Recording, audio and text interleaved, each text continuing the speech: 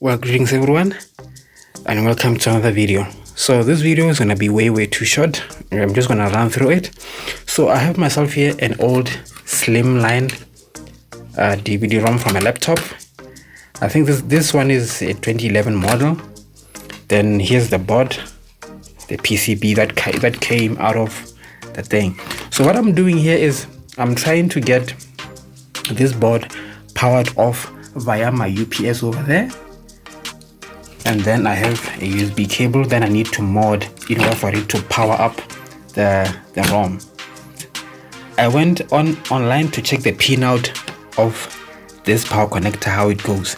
So what I've noticed is the first two are the ground, and you skip one, and the next two are the 5-volt power, and the other one is for device presence detection or something like that.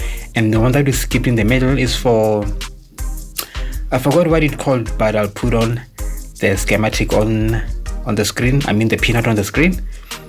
So what I did is soldered the wires accordingly, even though it's not a very good soldering job, but hey, it will get the job done. So now what's left for me to do is to test how it goes.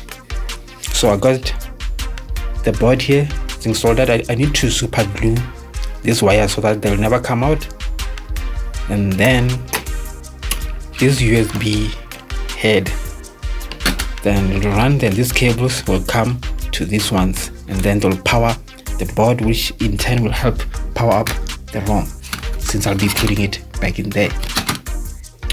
So now the moment of truth has arrived. I got the wires connected correctly. I haven't really covered this one since I'm doing a test for now. So let's see if this will work. Let me plug it in the front of the UPS.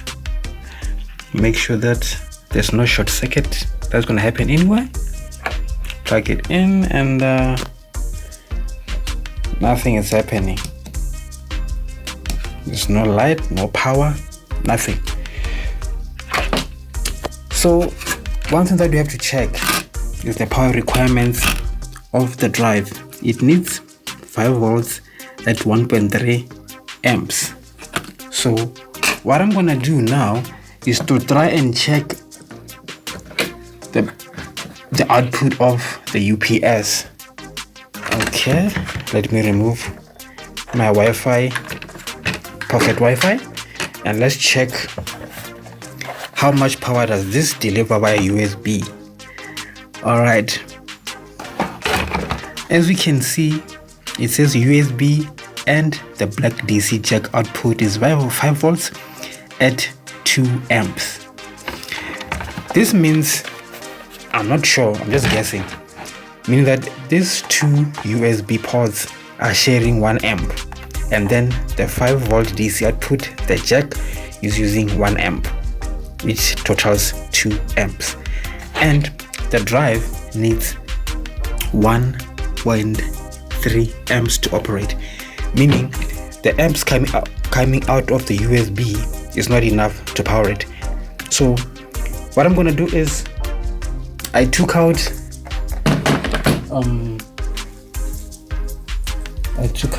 let me get them, these cables.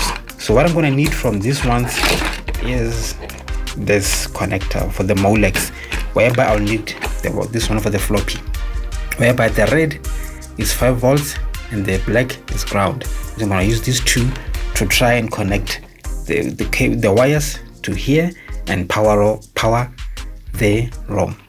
Hope it works. I'll get back to you once I'm done connecting them and plugging in this into my power supply over there. So guys, finally got the DVD-ROM configured correctly. Close this cover, and I used the cable from my power supply here. I got it plugged in over there and did a bit of some modding to get the cables from the ROM to the power, which I'm still using the floppy connector over there.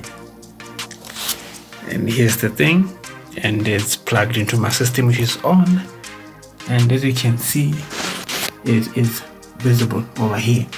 Let me try to get device manager, and in device manager you can see it HP CD DVD WTS S633R.